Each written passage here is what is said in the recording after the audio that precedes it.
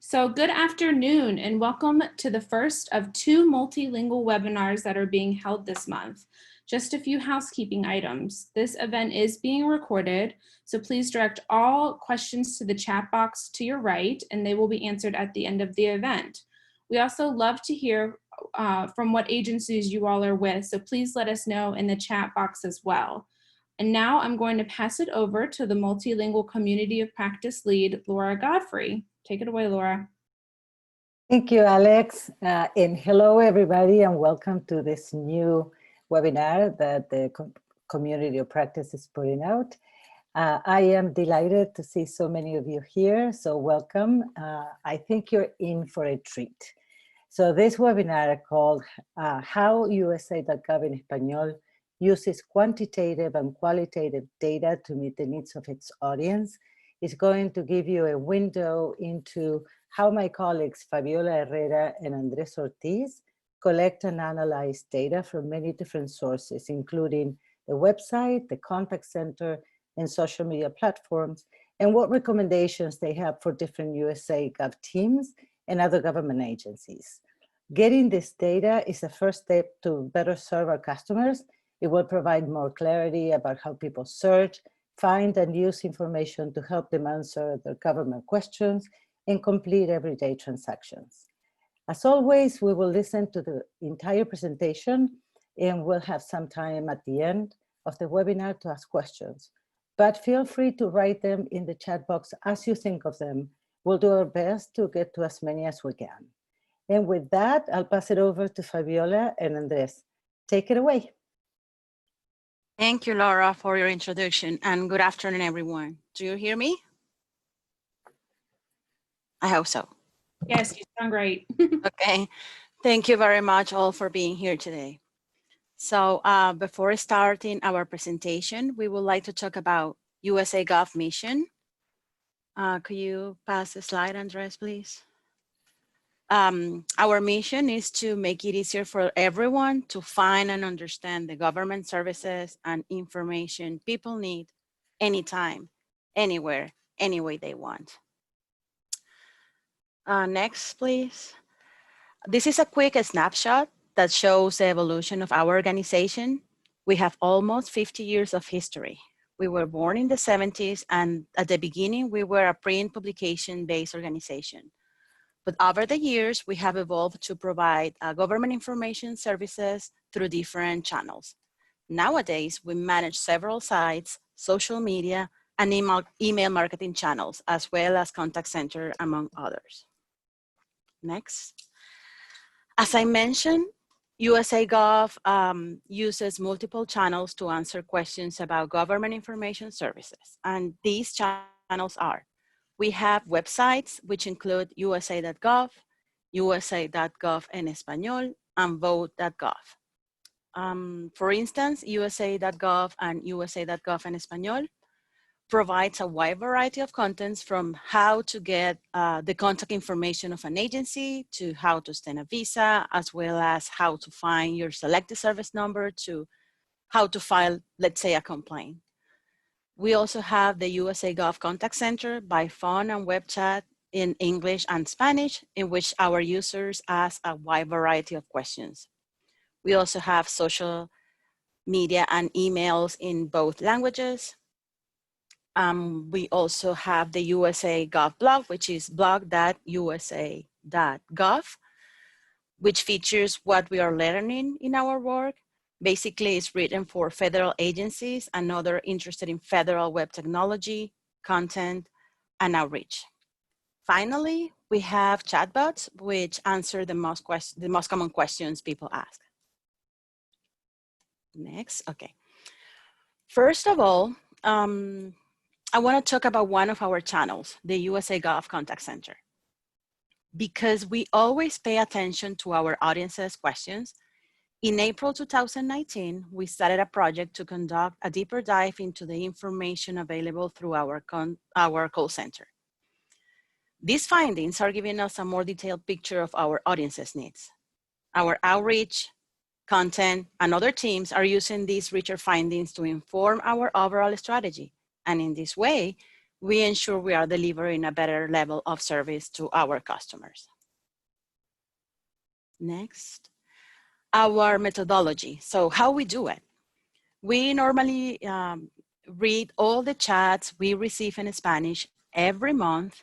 In a year, we have read over 10,000 chats. This is just in Spanish. We also do it in English, but since this is for Spanish today, so we're gonna focus on that. The data is just for Spanish. We listen also to 4 hours daily, our phone calls. They are random hours. So let's say we can listen from 9 to 1, or we can listen from 1 to 5 p.m. So we just wanna make sure that we cover the whole day and that we are listening to all our agents. We have listened over 2,500 phone calls in a year. And after we do this, we document what we have heard and read into a system we created to categorize questions people ask by topics. Next. The system is basically a list of prevalent topics to document and categorize the different type of questions people ask. For the first 2 months, we came up with 14 categories, and over the time, as needed, we created other new 4 categories, being the coronavirus one of the newest created. Now we have 18 categories in total. They are, and I'm gonna name them all: business and NGOs, childcare, citizenship, immigration and traveling, consumer issues, coronavirus, as I mentioned, being the newest one added, disabilities, disasters and emergency, education, financial help and benefits, government, health, legal issues, military, money and taxes, other issues. I'm gonna stop here because I just wanna mention that we created these other issues kind of subcategory because we wanna make sure that we register everything we get. And sometimes we just receive questions that are not government related, or let's say maybe someone was typing and that person had a poor connection and we didn't have the time to understand the complete question. So we don't have a way to categorize that one, but we wanna make sure that we count that question too. We also have the voting category and work and unemployment. So after we place each question into a specific main category, we created sublevels, or what I call subcategories, to better understand the nature of each question. I am going to show you 2 subcategories we created so you can picture better how we did it. So we have subcategories for everyone, but for the purpose of this presentation, I'm just gonna focus on those 2, which are military and work and unemployment. Okay, so after listening to the calls and reading the questions asked through chats, we realized that military issues as well as work and unemployment related questions are very, very common among our Spanish users. So I will give you an example and I will go over each subcategory created for those main categories. And as you can see, under military questions, people normally ask benefits for military relative, do I need to be a citizen to join the military? Do I need to speak English to join the military? Financial help for military veterans and relatives, requirements for enlisting, and selective service. And under work and unemployment, user ask these 3 main questions or subcategories. They are how to report work abuse or discrimination, which I have to say is the most common question we receive under that main category. They just wanna know how to file for, discrimination, how to get orientation, how to get legal help. And they, our Spanish audience also ask about unemployment, basically how to file unemployment or how to reach an agency that handles unemployment. Finally, we also receive questions about how to get a job, but basically they want to know how to get into the US with a job. So we can see from that question that these are people who are living overseas, that they just want to come to the US and get a job. Next. How do we know the trends? Reading, listening, documenting, and categorizing are the first step in our process of collecting data from our contact center. After that, we process this information with a data visualization software called Tableau to better understand the trends.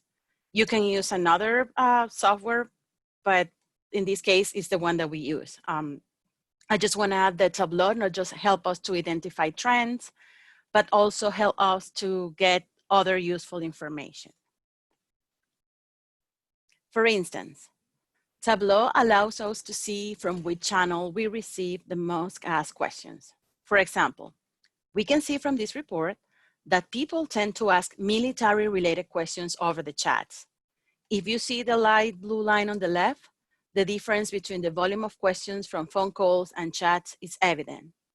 As you can notice, there are more people using the chat when it comes to military questions.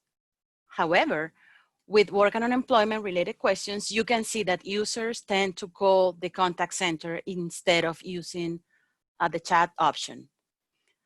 I want to clarify that because the two lines overlap, it might seem that the volume at which users use both channels is equal, but it's important to know that we listen to approximately 300 live phone calls, while we normally receive around 1,000 chats a month.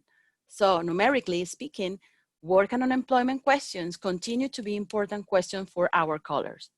I brought these two examples because for us, it's very important to know which channel our user feels more comfortable with when asking a question. Next, comparing subcategories or sublevels. With Tableau, you can also see and compare the percentages associated with each sublevel or a specific question. Even though you can see and compare all the main categories and their respective subcategories to extract any relevant data, I am only going to show you these two subcategories, the one that we already mentioned. So let me go over the questions. If you see in the light blue, they are the military related questions. And as you can see, requirements for enlistment is the most common question and followed by selected service. I also want to stress that when it comes to selected service, our audience normally asks how to get the selected service number or how to register because they want to apply for a citizenship, or they want, the other common question is for getting a federal job. So they, not because they just want to join the selected service, but because they need it for another purpose. There are other military questions. Basically, the specific one are the ones that I mentioned before, such as, do I need to be citizen to be in the military? Could you tell me what are the benefits for the military relatives and so forth? Watching the work and unemployment questions, which is, the darkest blue, you can see the first most asked question is how to report work abuse or discrimination. And as I mentioned before, unemployment questions are very important too, followed by how to get a job. Next. Now, I'd like to share with you how other teams have used these findings, or how do we share these findings with other teams in our portfolio. Next. After we process all the data, we share these findings with all our teams. The content team is one of the groups we normally share this data with. I'm going to give you an example to better understand how we work together and how we implement these findings. As a result of this analysis, we have updated assets in some pages of USAGov and Español to address our audience's needs. I'm going to give you just one example of many things we normally do with these findings and with the sharing of these findings. On the page, Entradas y Salidas de Estados Unidos, which is enter and exit the USA, we notice users specifically ask questions about returning Form I-94 for immigration purposes. As such, The content team added the phrase I-94 to some of our content heading, so users could rapidly find the answer to their questions. This heading now includes I-94, which is pasos para registrar su salida si no entregó el I-94 al salir de Estados Unidos, which is how to record your departure from the US if you didn't submit your I-94 form. I also want to mention that these upgrades or adjustments are registered in our database for the website and the contact center. So our content is also used by the contact center specialist. So basically the same content we see online is what is used by agents in our contact center. Next. Another group that has benefited from these findings is the delivery and channel operations team. Even though our English and Spanish audiences ask similar questions under certain categories, we also realize that each audience also asks very specific questions. For instance, we find out that our Spanish audience frequently asks questions about traveling with minors. So when we start creating the interactive voice response system known as IVR, we ensure that that question was included as a prompt as one of our options. So before going further, I think that most of you are familiar with what an IVR system is. I will briefly explain for those of you who are unfamiliar with what an IVR is. I can say that it's an automated system that interacts with callers before they are transferred over to a live agent. Again, I will give you an example. I think it's the best way to understand. When you call to your bank, you might likely listen to pre-recorded prompts and use your keypad or voice to select the option that is most similar to your question. And it's basically what we are doing right now. So this IVR has already been implemented in our English contact center and will be deployed by the end of this month in Spanish. While making considerations about our IVR design, we make sure that the most common questions asked by our Spanish audience were included in our main menu. So callers will be able to quickly find the answers they were looking for.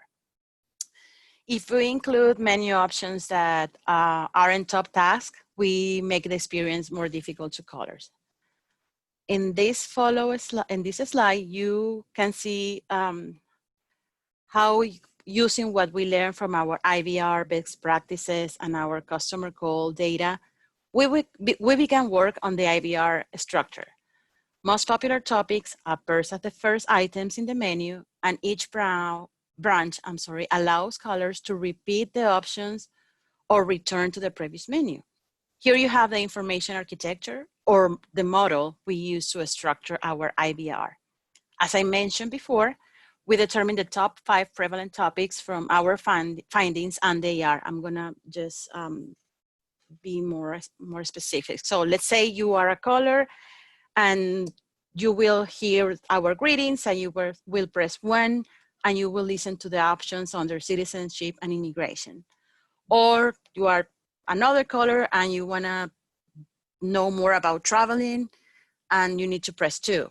You want to know more about financial assistance, you will press 3 and so forth. If you press 4, you will be given more information about work and unemployment. And finally, if you press 5, you will have more options for taxes. So we determined that which sub-level or main questions fell under each main category.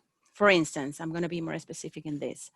We included an option about traveling with minors and how to bring certain products to the US, which are not common questions among our English audience. So if you press 2, the options we will have under traveling will be I-94 forms and other forms to enter and exit the country. As I mentioned previously, this is a very common question, so we make sure to put this up front.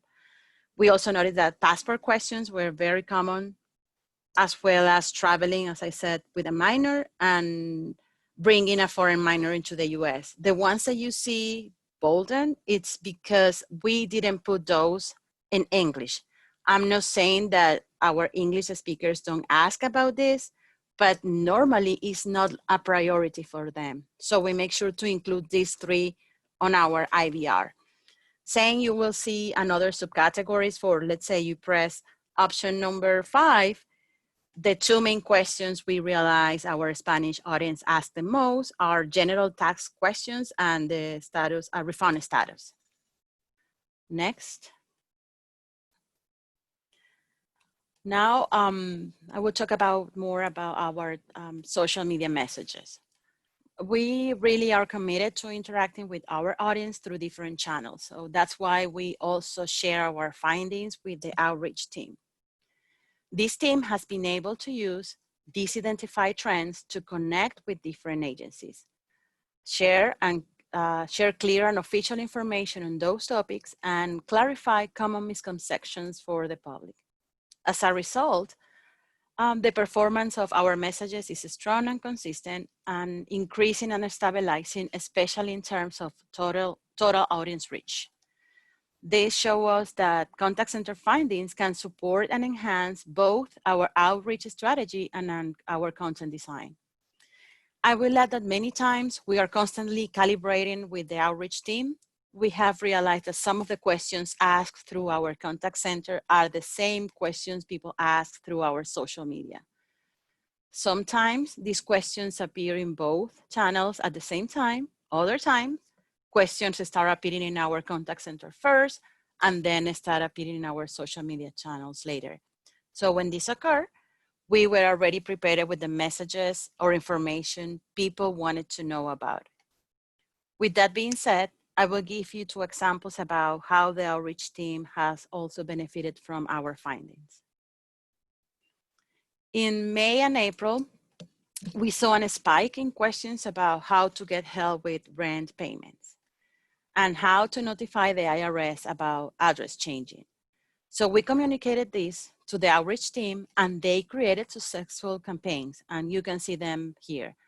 So as you can notice on the left, almost 7,000 people were reached with this post about getting help with rent. And on the other side of the slide, you might also notice how we created a post to give our audience more information about how to notify the IRS about people changing their home addresses. So we directly answered the question because we received this, let's say, information from our contact center. We noticed that at this moment, people were interested in getting help with those 2 specific topics.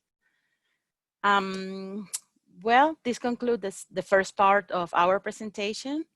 Now my coworker, Andres Ortiz, will take it from here. Take it away, Andres. Thanks, Fabiola. So, additionally to our contact center, we hear our audience from other type of sources. We watch web traffic, search terms, queries that users use to land on USAGov. And we also review survey comments that users left on our website. On USA.gov, at the very top, we have this box where people can type what they are looking for.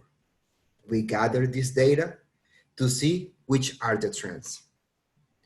We can read here our audience who are already on the website and they are trying to learn more about some topic and maybe they can find it.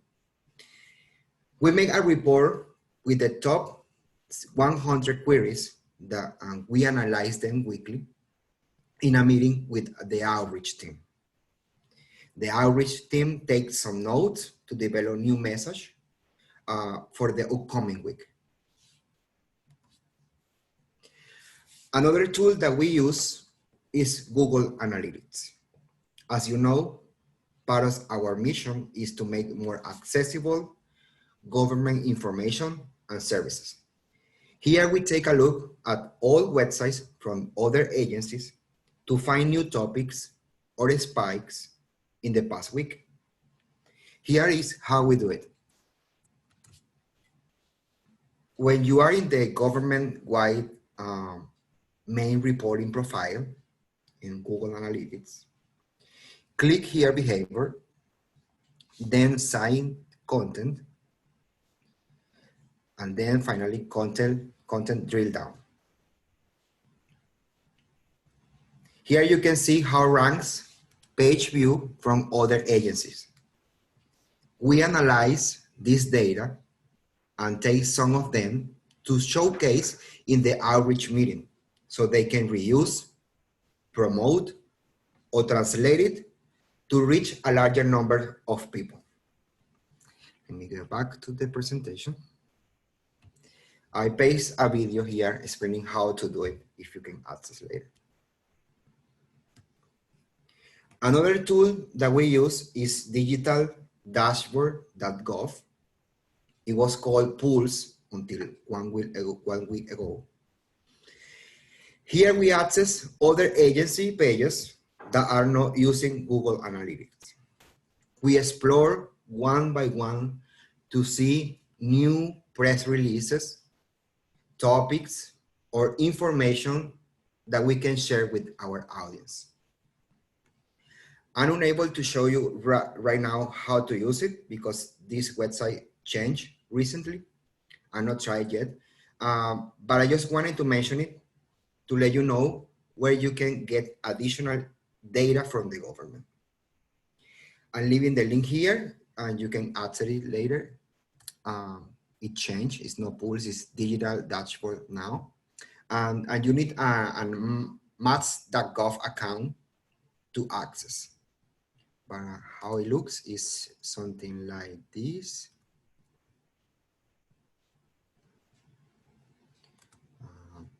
It's totally different how you can get the information now.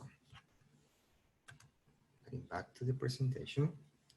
So after we've seen some trends in traffic and compare it with previous week, we present this report to the outreach team with some highlights that they may consider. For example, NHTSA has a resource about bicycle safety. And because it's getting warmer and many people are planning outdoor activities, this is a potential message to share. Another good page that we found is one from Consumer Finance, which has an interactive graphic novel to avoid landmines. You can play here in this website and skip Gov or financial. So it's a good resource also to share. And in this report, we highlight special dates to create a message like National HIV Vaccine Awareness Day and keep up with the trends on social media. Here is how we share it. Here are some examples of posts where we promote and provide both our own content and other agencies' content and services across our channel.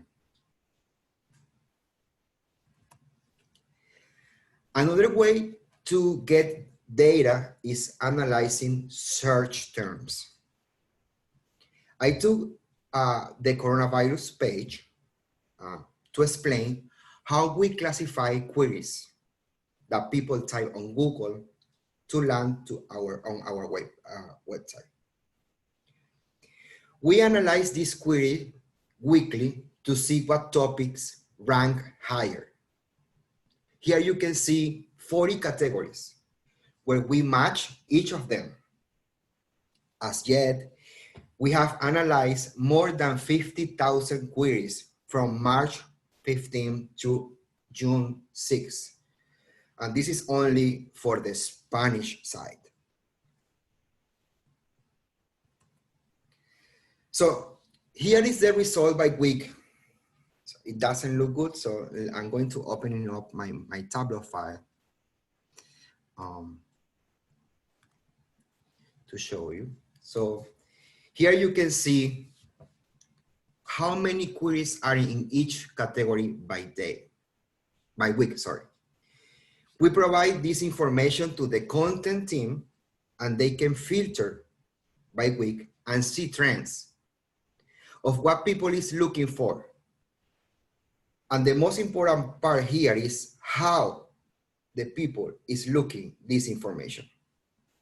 So in the first week of this analysis, you can see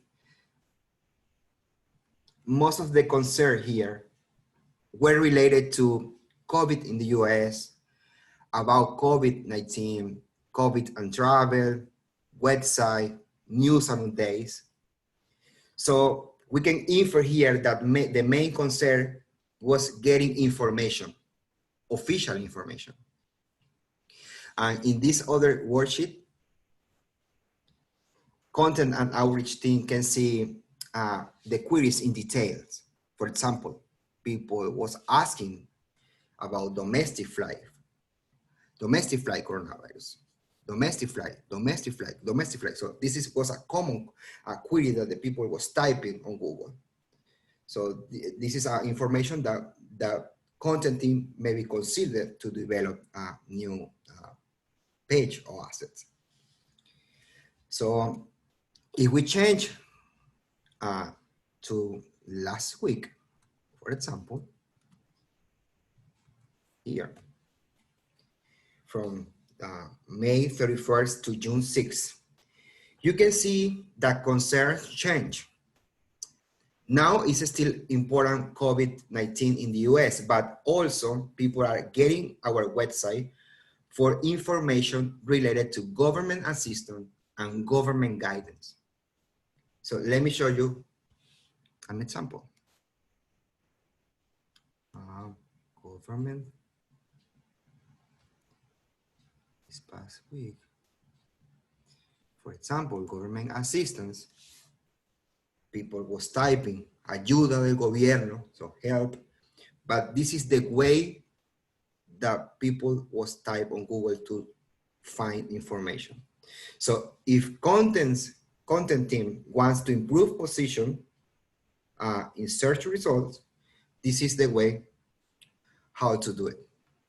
So let me get back to the presentation.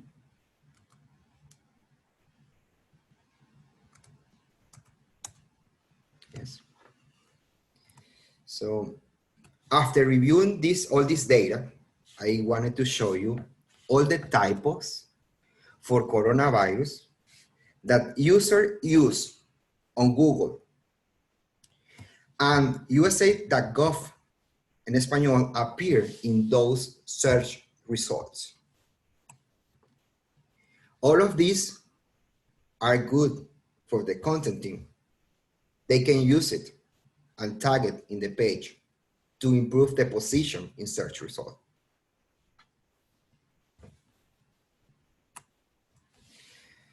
So additionally, we analyze comments that the reader left on our website.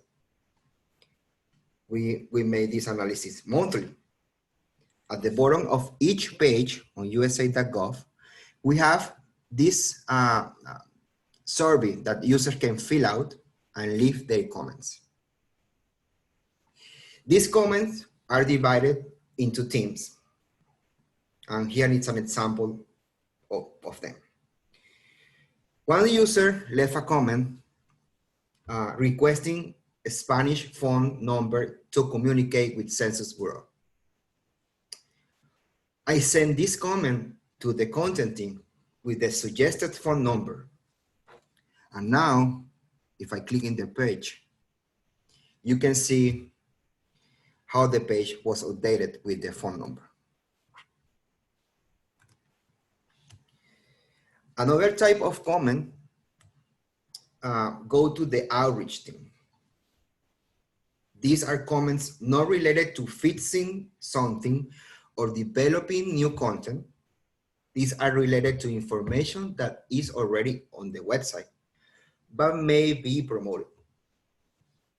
Because we are receiving a few inquiries about the same topic. For example, how to protect myself against identity theft.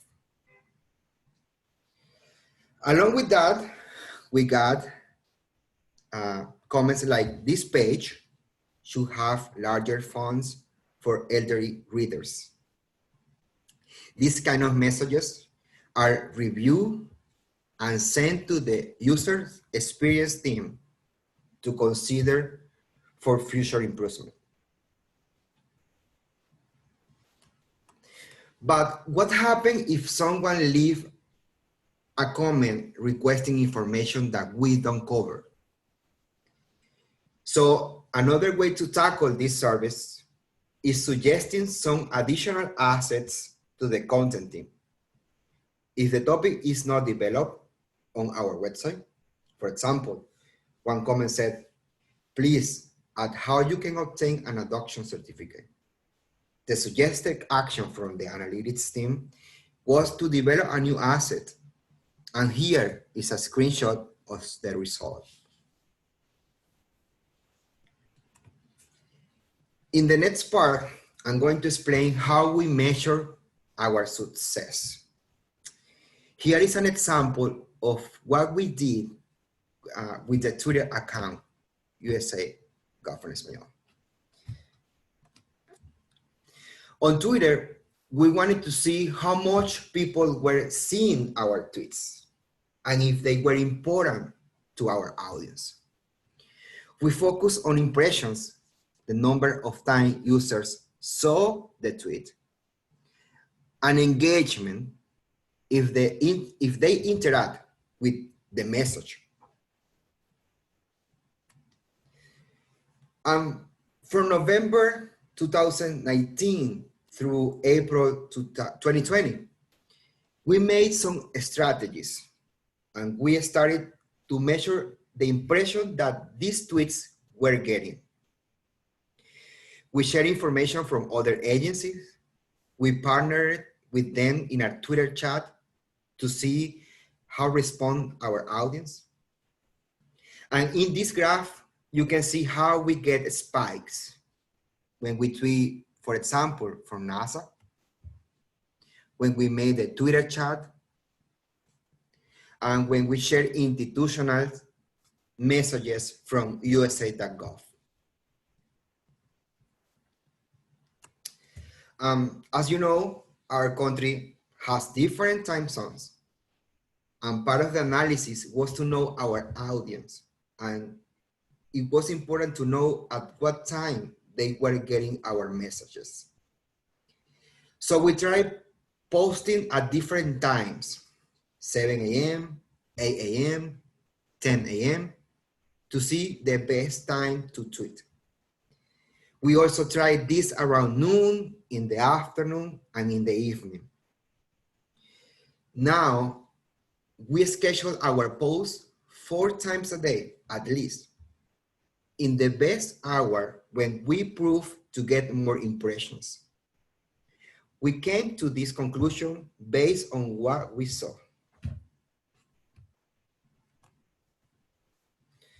And also, we love to see which topics were getting more interesting for our audience. We classify each tweet by category and analyze which one were getting more interactions, likes, shares, replies. And we came up with this chart letting us know the preference of our users. One of the things to point out here is that the USA.gov messages, where we say, hey, you can find information from the US government here, receive more engagement than the other topics. So this is part of my presentation. I'm going to give the floor to Fabiola, who has an amazing final recommendation to share with you if you want to consider. Thank you, Andres. I know we have been covering a lot of things, so I just want to make sure to just give you a few recommendations or lessons learned that they can be useful for you too. So the first of all is saying to you that if you have a contact center, you should be listening to calls and reviewing chat messages on a regular basis. In this way, you can measure and determine the trends that can help you to better understand your audience. You can also hold live listening sessions so other teams in your agency can become familiar with the questions users have. So everyone in your agency can have a better understanding of the public they serve. In our case, we selected one day of the week to have these live listening sessions. We normally do it from 30 minutes, but you can do an hour, I guess. It's up to you. But if you have the capacity to do so, plan for at least one listening session, at least every 15 days, and you will see the results immediately. Listeners from other teams will give you suggestions and will probably reach out to you if they are working on a similar task or project. So in this way, you don't duplicate efforts. Next, Andres. If you have a blog, use it, mainly to communicate your findings with other agencies and users. I think someone put in the group chat the latest blog post we posted, and this is a good start. Sharing information can be used to meet the needs of your audience.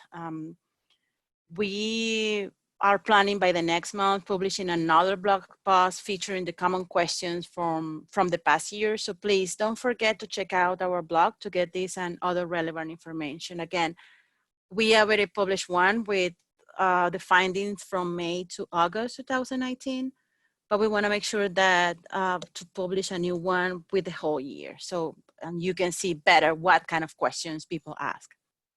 We also recommend meetings between the contact center and your contact team, communication team, marketing team, whatever team you have or you can take advantage of. So you can have these meetings on regular basis. So you can share the trends they are seeing across different channels and respond immediately to your user questions within an appropriate time frame.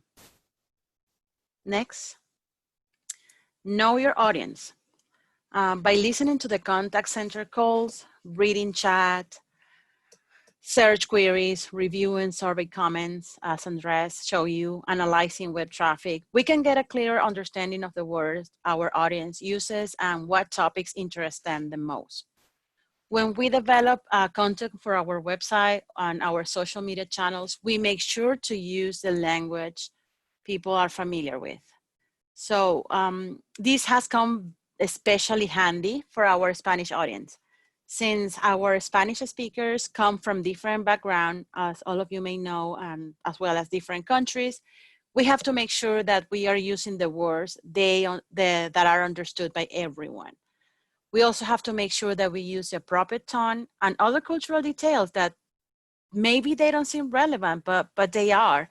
So you can enhance the communication with your audience. I can give you an example because, again, I think that the power of examples are much better. Our audience tends to introduce themselves to our information specialist. So they say, hi, how are you? My name is, I don't know, Fabiola Herrera. And this is not normally seen among our English audience. So it's good that we have this insight so our agents are better prepared to anything. They also, our Spanish audience also tend to repeat the information that our specialists have already provided. So when they do it, our specialists know that it's a cultural element and know that users did not understand the answer they already provided.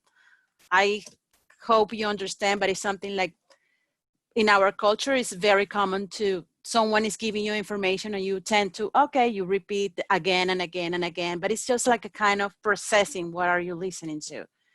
And our agents knows that, so that is a plus.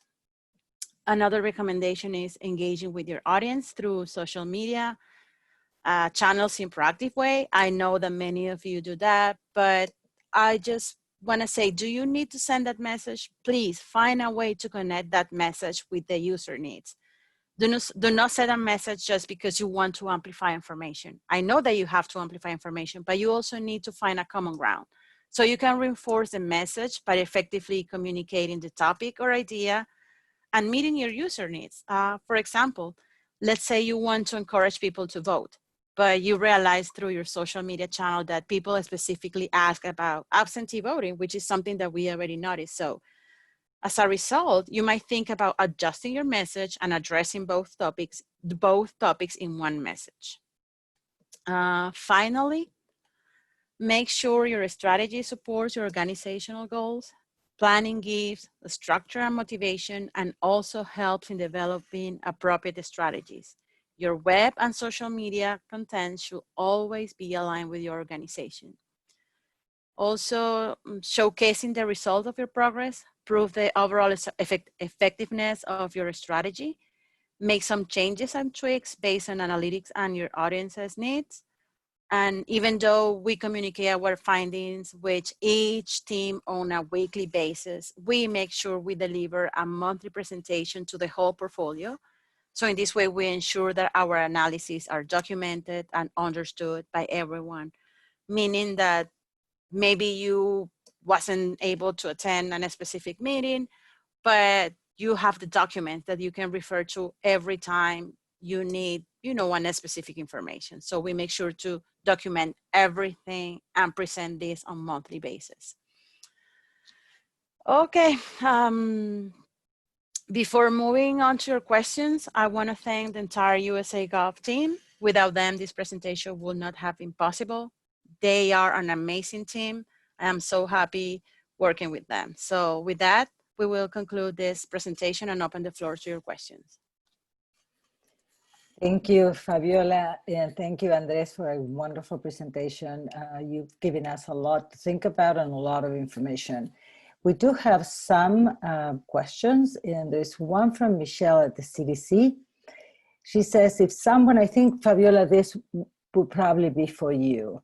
If someone asks about opening schools during COVID-19, would you categorize that as an education question or as a coronavirus question? The deeper question is, for analysis purposes, how do you determine how to categorize the question if it overlaps two or more categories? I see. This is a judgment call.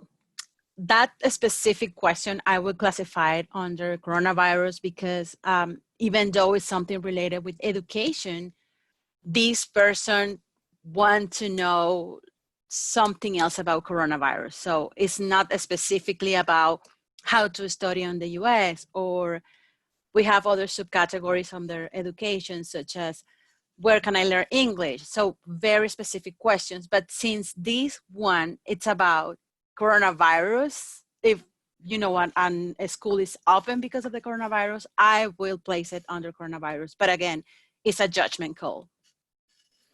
At the same time, we have another one similar to that, is where do the questions about the Small Business Administration fall, like for the PPP loan, for example? Is that a coronavirus question? Depends.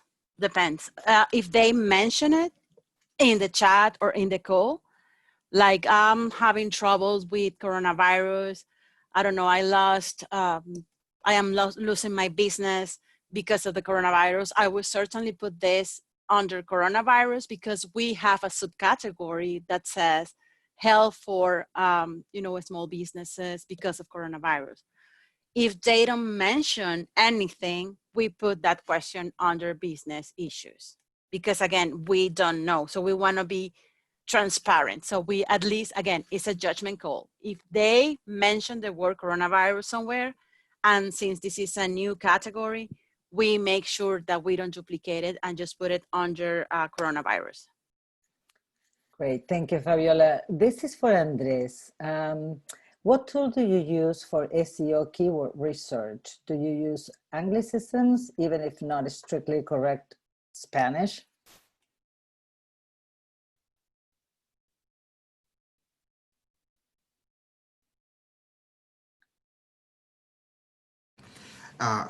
This is part of the content team, so they use another tool for SEO. I just provide the analytics, the data. So this is a question for the content team. Okay, so I will tell you, I will put this out. There is a email address that if you have some other questions that you think about, and we can still cover a few more. But if you have a question that we cannot answer, please send it to this email address that usapartnerships@gsa.gov. So Justin is listening to 4 hours of phone calls every day is a heavy investment for smaller teams. Do you have any advice for reducing the time commitment to gather information and conduct analysis? I guess Fabiola. Oh, yes, Justin. It's a heavy commitment, and I can tell you it's very stressing, especially in these hard times, listening to people, you know, begging for help because they are living in their cars, because they don't have money to pay the rent. So it's also very stressful. And yes, I know it's a heavy investment, but I will say, even though an hour a day, whatever time you have, it's very important to connect with those, and maybe try to listen to different time frames. So if you don't have the 4 hours, you can say, well, on Monday I will listen from 9 to 10, on Tuesday from 11 to 12, I'm sorry, from 2 to 3. So you make sure you cover the whole day, but at least 1 hour. And no, we also, it's tough, but you can make it, because we do it. We are 2 people doing this. We normally listen to, you know, 4 hours in English and 4 hours in Spanish. So we do it in both languages. I don't know if that answered your question. Another question from Alvaro. He's at the FTC. So he says, that was some great stuff. How many people are on your teams, content outreach and UX? So somebody can answer that question. A few. Yes, maybe Leilani can add something, but I can say that content, they are 4 full-time. And when it comes to listening to, when you can, for our, you know, main job, which is listening and categorizing, we are just 2 people doing this. So in the analytics team, we are 4. Yeah, you know, I want to let you know that this question, Leilani jumped in on the chat and she's answering it, so no worries. So Eva from the CDC is asking, do you triage calls for information requests to other federal agencies like CDC, for example? Oh, yes. You mean when they call to our contact center and they want to know more about CDC, we normally address them to the agency, through your agency. So we just give them general information, but we really want them to communicate with the proper agency. That means you. I would just answer a question here. There are people asking for the deck. So this has been recorded and you have this, but if you want to have the deck specifically yourself, please write to the email that I put into the chat. And maybe I can put it in again. Let's see. Because sometimes it's hard to find it.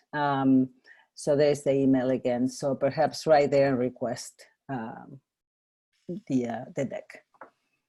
We have a few more minutes and a lot of people are saying, thank you for such a wonderful presentation. So I wanna acknowledge our presenters. So Chris is asking, could speech recognition be used to field some of these calls, or does the call quality doesn't lend itself to speech recognition plus transcription? That's a great question. Yes, it is. But now, again, we are just like, this is like a very human-based thing. So we are just listening to the phone calls. You know, it's me and another colleague, and that's what we are doing right now. Okay, another question is, do you generate social media content for specific campaigns that may not be tailored to specific color interests? Oh, yes, definitely. We as Andres mentioned, we partner with other agencies. So we make sure to amplify a message that an agency wants to you know, to get out and give more information. So we make sure we are trying, again, to amplify all the services our government has. So we partnered on regular basis with different agencies, and we can also use, you know, promote the content we have on our website. But basically what we want is to get people to know better our government. And that means we can send these people to your websites. Can be CDC, can be, I don't know, immigration, can be FDA. So we normally send, we link those campaigns to those agencies. I am going through some of these questions, and I think that we have covered pretty much everything. So if there are no more questions for now, I mean, there are a lot of kudos to you too. I think a lot of people have found this very valuable, and that is exactly why we do this, and that is exactly why the community of practice exists.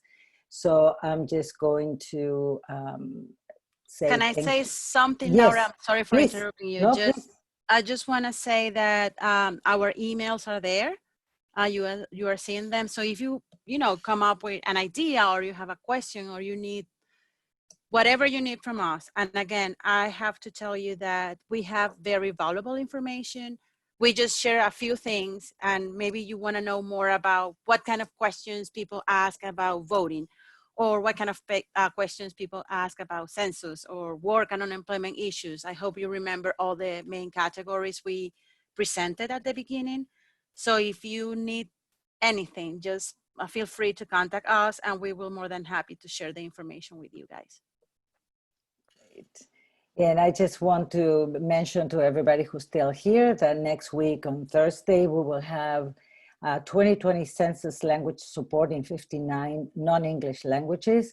I promise you this is going to be a super interesting presentation. If you have the time, I would love to see you there. Thank you very much for coming, and bye-bye. Bye, thank you.